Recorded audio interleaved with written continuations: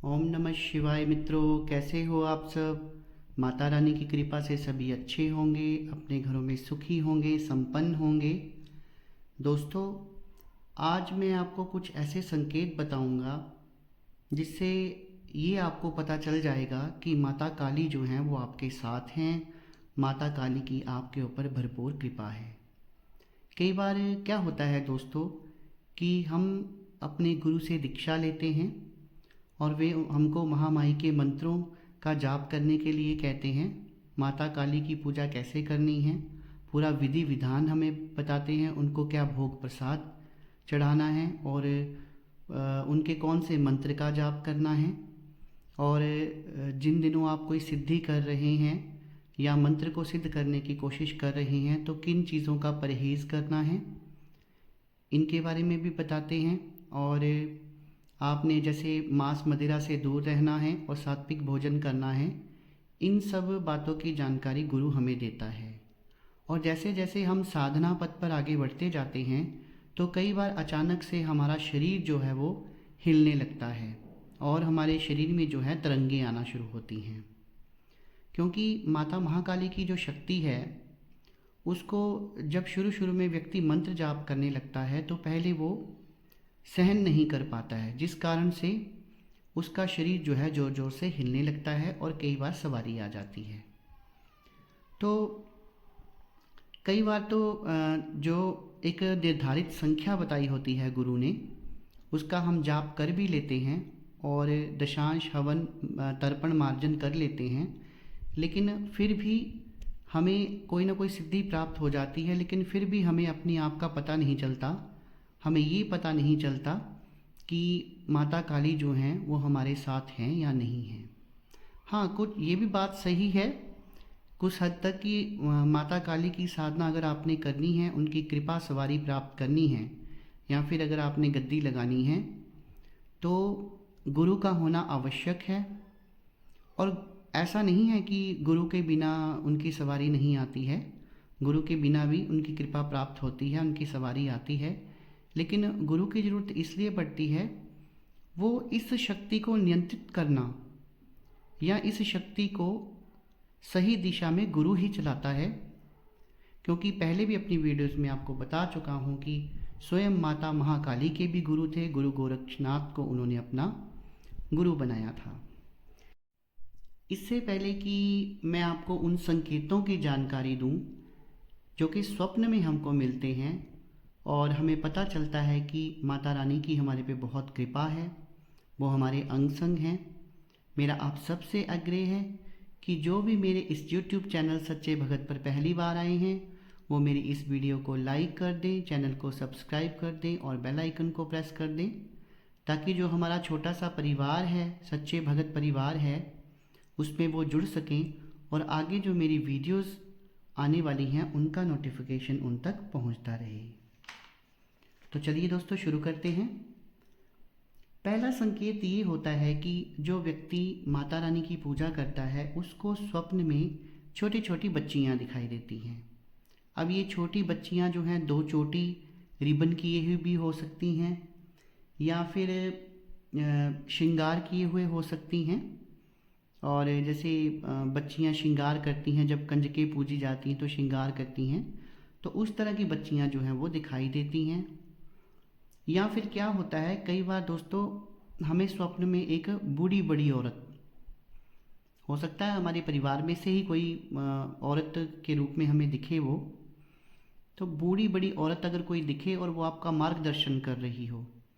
बूढ़ी औरत के रूप में माता हमारे स्वप्न में इसलिए आती है, कई बार जीवन में हमसे कुछ गलतियां हो जाती हैं, साधना में कुछ त्रुटियां रह जाती हैं, तो उनका वो संकेत देती हैं स्वप्न में आकर।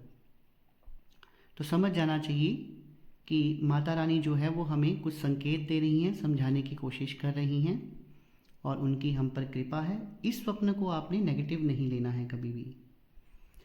तीसरा संकेत जो हमें स्वप्न में मिलता है वो संकेत ये है कि हमें माता रानी के पीठ दिखाई देते हैं। जैसे कि वैष्णो माता है, वैष्णो माता में तीन देवियाँ हैं, माता महाकाली, सरस्वती और माता महालक्ष्मी, तीन पिंडियाँ हैं वहाँ पे। तो उनका सिद्ध पीठ जो है वो दिखना शुरू हो जाता है और बार बार दिखता है। और हो सकता है कि मंदिर की आपको सीढ़ियाँ दिखाई दें, या मंदिर जो भवन है वो दिखाई दे आपको बार बार।